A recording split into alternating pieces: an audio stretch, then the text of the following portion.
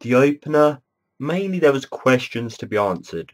Will Kurt Angle be able to complete his quest for the World Heavyweight Championship and to his entry into the Hall of Fame?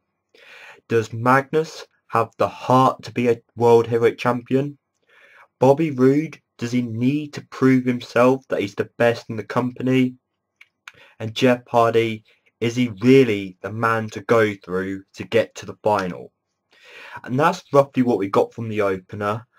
But then we get to the first and opening match. Jeff Hardy versus Bobby Roode in the tables match. This match was really nicely done, very entertaining, very great competitive match. And the spot where both men went through the table at the same time. In some table matches, that comes to be a given. It happens a lot. But the way they did this, both at the same time, gave us the shocking moment. And then we had the whole referee thing, when the referees have to choose who went through it first, the argument. But Earl Hebner restarts the match. And then Jeff Hardy picks up the win. As much as I love Bobby Roode, and I was rooting for Bobby Roode in this match, Jeff Hardy getting the win. Jeff Hardy keeps going back to the top, then steadily appearing nowhere. So for him to get the win, to go to the final, it was a nicely finished match. Then we get to what I thought was definitely one of the highlights of the night. Ethan, EC3, the wrestler, the man that the world needs, takes on a man who's been in the ring with the biggest names in the wrestling business. And that's none other than Earl Hebner. When I heard him announce that, I thought, oh, we're going back to Earl Hebner's wrestling days. When he got involved with The Rock and Triple H and all that. But no, we have Ethan say with his power in the company, he's going to choose who the special referee is for this match, and it's none other than Brian Hebner. And for some reason, when I saw Brian and Earl in the ring, and then out comes Rockstar Spud, I don't know why my brain did this, but I pictured a tag match here. I thought, no, no, no, no, no, no.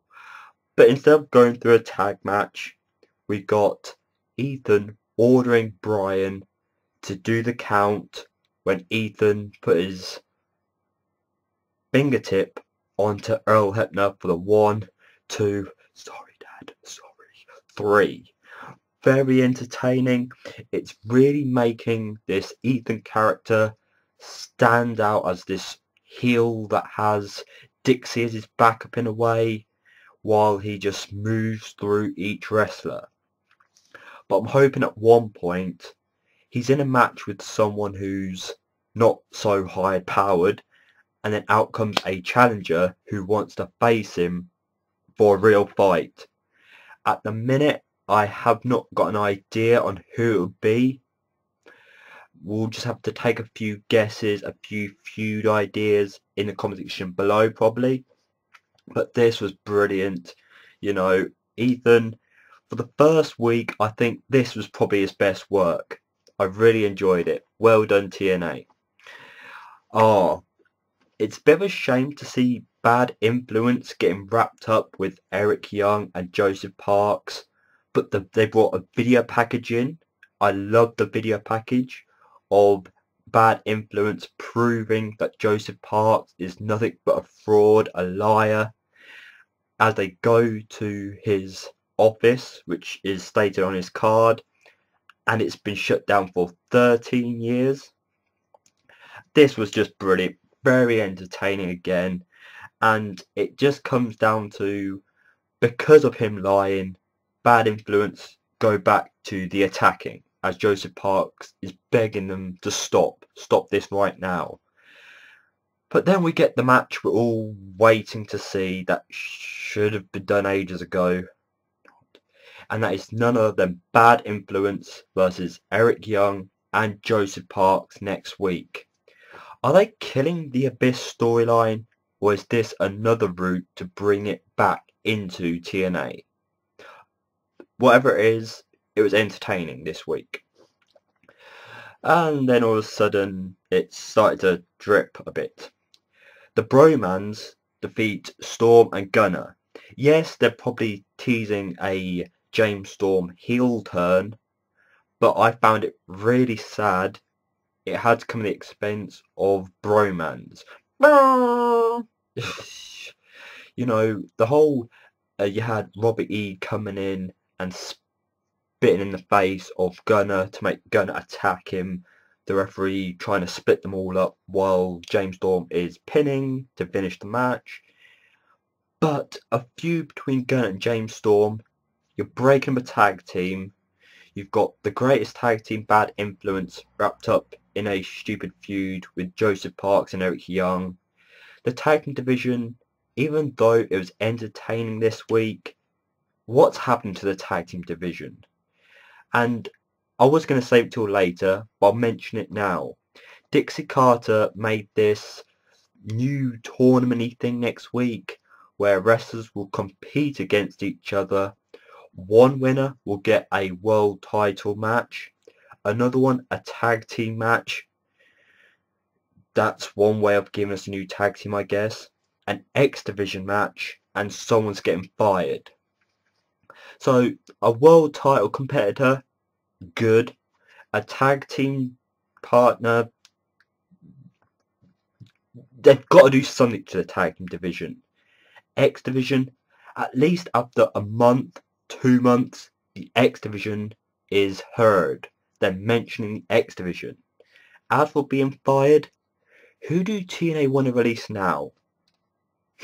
That is the question I was asking myself when Dixie announced that.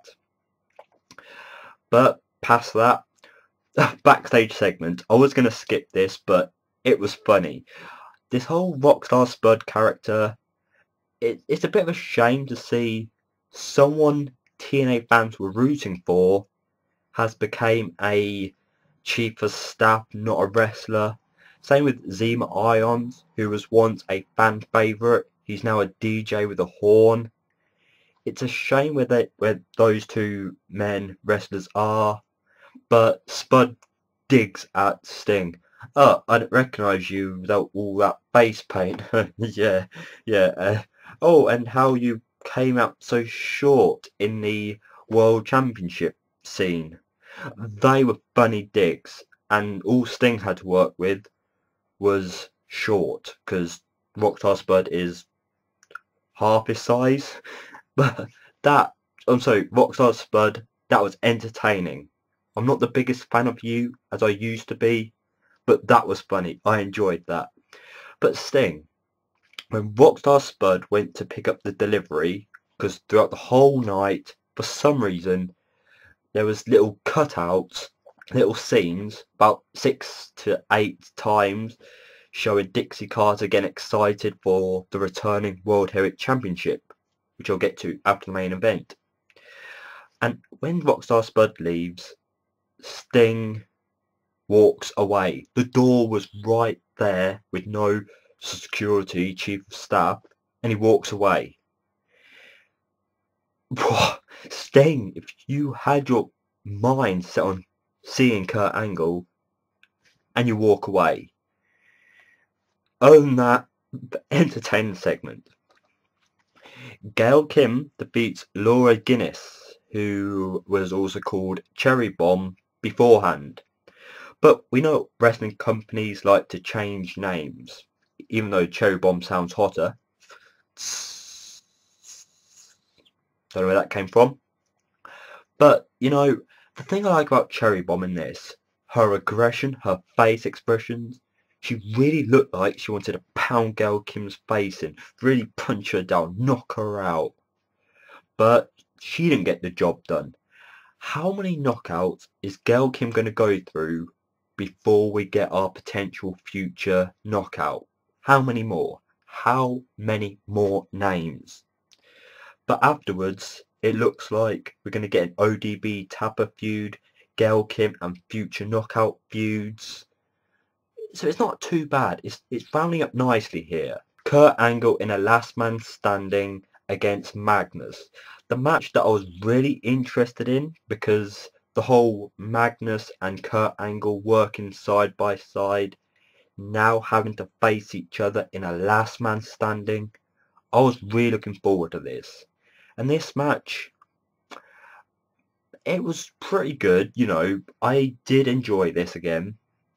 But it came down to Magnus screwing Kurt Angle. So that continues their feud, you know, because now Angle's been taken out of the tournament. Rude's been taken out, so they can continue their feud. And then we have in the ring Magnus going against Jeff Hardy in the final.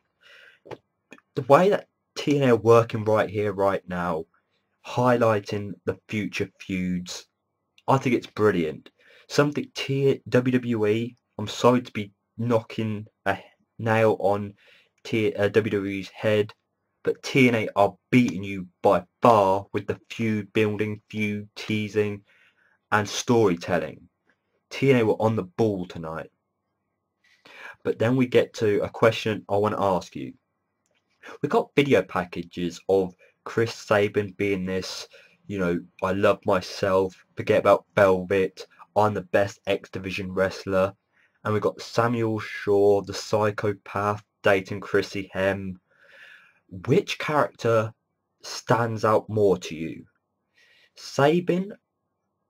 TNA are seeming to try their hardest to keep Sabin as a on-screen character without pushing and fading him away. Hence why he's the X Division champion and why he's getting video packages. Samuel Shaw, I guess this is TNA giving him a chance, but which character stands out to more to your liking and future supportive wrestler? I'm torn between the two, but I'm going to give it to Samuel Shaw. Then we get to the segment that really built up the whole night. We have AJ Styles wanting to return the World Heavyweight Championship, which Dixie asked for last week, demanded last week. And you could tell that there was something screwy here, because Dixie's going to get played and played and played by AJ to continue the story. And I noted on Twitter that, you know, on TNA shop website, you can purchase a plastic World Heavyweight Championship. So I was really thinking that TNA were going to, or AJ was going to do that. And they did, but it was a really cheap old World Heavyweight Championship toy. And it built up to that, where AJ finally said, via video package, if you want it, come and take it from me. But beware, no one here likes you. You know, this AJ and Dixie feud, it's more to do with, you know, AJ versus the winner of Jeff Hardy or Magnus. So I think it's going to come down Jeff Hardy putting over Magnus to give us Magnus and AJ. Even though Jeff Hardy and AJ would be an okay match, but I prefer seeing Magnus finally getting his shot. But people, that was our show. I think TNA did brilliantly tonight, minus the mance. That was just ridiculous, but it had a reason to be on the show. X Division's coming back next week. The future of feuds are being built up this week. Bravo TNA, bravo. People, share your thoughts to everything that's been said tonight in the comments section below. And please, please, please continue to support the British Fist. Until next time, keep smiling and goodbye.